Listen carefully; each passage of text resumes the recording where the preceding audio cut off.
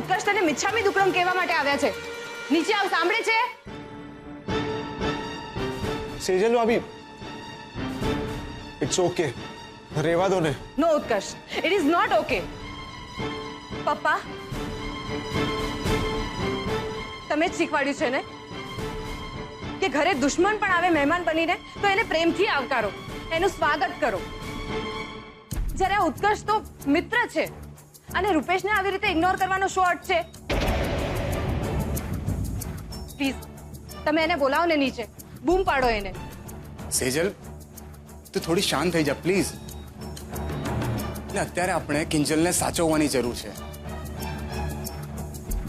તો પણ મને કિંજલનું આ વર્તન સેજ પણ નથી ગમ્યું. એટલે ઠીક છે ને, જવા દે. કિંજલ સાથે હું વાત કરી લઈશ. બાકી પપ્પાજી, હું અને ઉત્કર્ષ ખાસ તમને મિચ્છામી દુક્કડમ કહેવા આવ્યા હતા. ઉત્કર્ષ, તું વાત કર, હું કિંજલને મળીને આવું છું. મિચ્છામી દુક્કડમ. જા.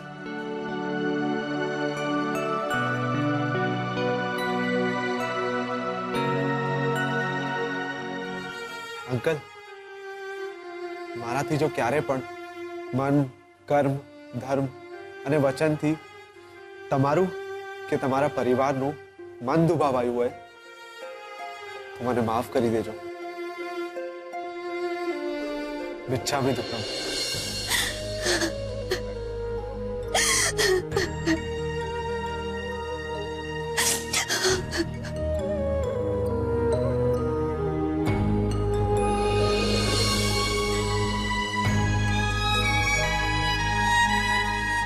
ઉત્કર્ષ પ્લીઝ, મારે તારી સાથે કોઈ વાત નથી કરવી. મને ખબર છે આજનો દિવસ તારા માટે બહુ મોટો છે. તું મને અહીંયા ખમાવા આવ્યો છે, મિચ્છામી દુક્કડમ કહેવા આવ્યો છે. પણ અત્યારે આ બાબત વાત કરવાની મારી કોઈ જ માનસિક સ્થિતિ નથી. હું બસ તને એટલું કહીશ કે હું તારું અપમાન કરવા નહોતી માંગતી. એમાં કહેવું ના પડે સારી સાહેબા. જીજુ, તમે મને એમ કે ઉત્કર્ષ છે? ના, હું છું મિચ્છામી દુક્કડમ. મિચ્છામી દુક્કડમ. અરે, આમ હાથ જોડવાની જરૂર નથી. કોઈ માણસ ક્યારેય કોઈ વ્યક્તિને જાણી જોઈને દુઃખ નથી પહોંચાડતું ભાઈ. મને ગમ્યું.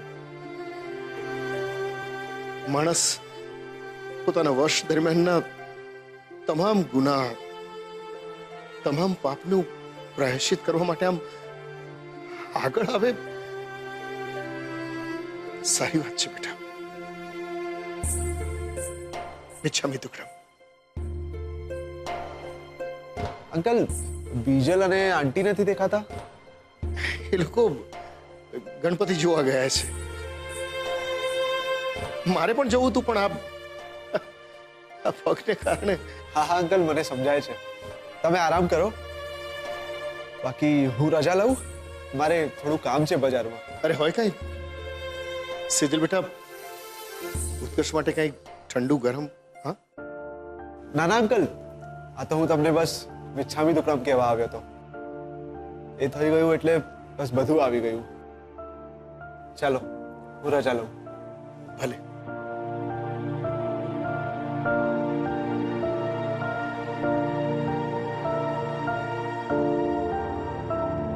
આમ તો ડાયો છોકરો છે, પરિસ્થિતિ પ્રમાણે વર્તે છે. હા, અને એક કિંજલ છે જે પરિસ્થિતિને સમજવા માટે તૈયાર જ નથી હોતી.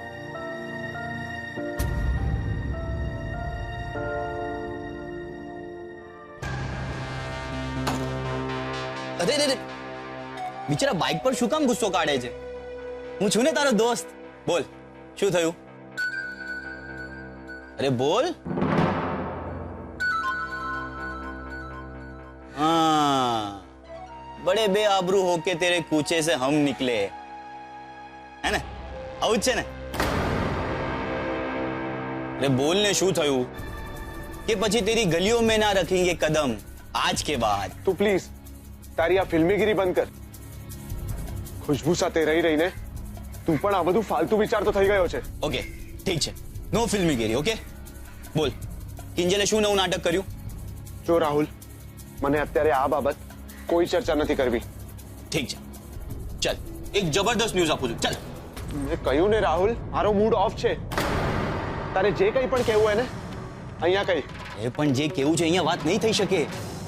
તું ચલ ને જરા ગળું શેકીએ. મેં કહ્યું ને ના. ચલ પછી મળીએ. હું નીકળું છું. સાઈડ હટ.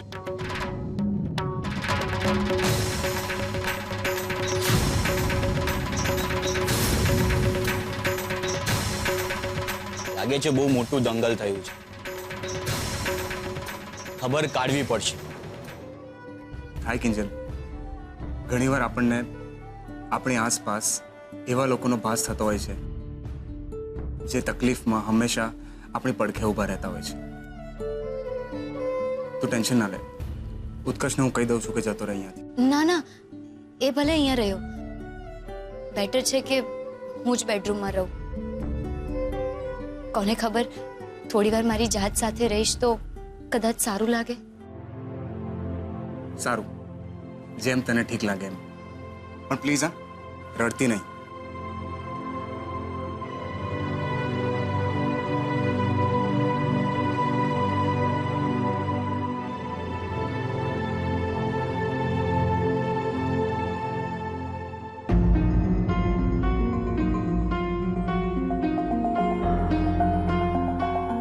ઉત્કર્ષ ક્યાં ગયો? એક કામ છે એમ કરીને તો ગયો છે, પણ આપણને બધાને ખબર છે કે કિંજલે એની સાથે જે રીતનું વર્તન કર્યું છે એ શું કામ અહીંયા રોકાય. It's okay. એમ પણ ઉત્કર્ષને ખબર છે કે કિંજલ અત્યારે કેવી માનસિક સ્થિતિમાંથી પસાર થઈ રહી છે. એમ તો ઉત્કર્ષને અહીંયા આવવા માટે કોઈ માનસિક ત્રાસ નહીં નડ્યો હોય. મારી જ ભૂલ છે. મારે જ એને અહીંયા આવતા પહેલા બધી જ પરિસ્થિતિનો સાર આપી દેવો જોઈતો હતો. સેજલ, મેં કહ્યું ને, હશે જે થઈ ગયું એ થઈ ગયું, ભૂલી જાઓ.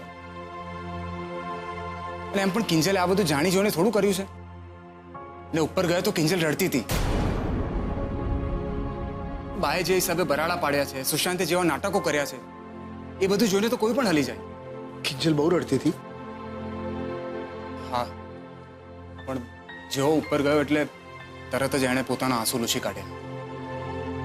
અને એણે મને કહ્યું કે પોતાની જાત સાથે એને થોડો સમય વિતાવવો છે, કદાચ ઠીક થઈ જાવ. ને મને પણ એની વાત સાચી લાગી.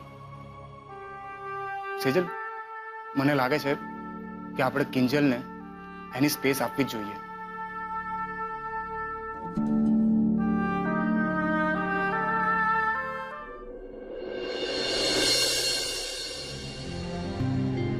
આજે કેટલા દિવસ પછી પાછું એક નામ લખી રહી છું, અને એ પણ કોઈ પણ જાતની ફરિયાદ વગર. ઉત્કર્ષ. મને ખબર છે કિંજલ કે તું હંમેશાથી ડાયરી લખતી આવી છે અને કહેતી આવી છે કે તું જ્યારે જ્યારે અપસેટ હોય ત્યારે તું તારા શબ્દો થકી તારા મનના ભારને, તારા દુઃખને હળવું કરી દેતી હોય છે. એટલે આજથી મેં પણ નક્કી કર્યું છે કે હું પણ મારી એક ડિજિટલ ડાયરી બનાવીશ. ઉત્કર્ષ, આપણી દોસ્તીએ અનેક ઉતાર ચઢાવ જોયા. આપણી દોસ્તીએ અબોલા અને અપમાનની મોસમ જોઈ. ક્યારેક હું તારી માફી માંગવા આવી તો તે ના સ્વીકારી, ને ક્યારેક તું મારી માફી માંગવા આવ્યો તો મેં એને વધાવાને બદલે વધુ જગાવી લોકોની દ્રષ્ટિએ. ઉત્કર્ષ, આપણે બેવ સમજુ છીએ,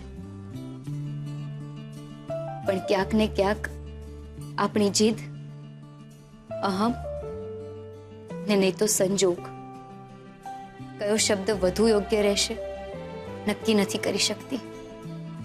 પણ હા, અંદરથી આપણે બંને ક્યાંક ને ક્યાંક હિજડાઈ રહ્યા છીએ એ વાત નક્કી છે.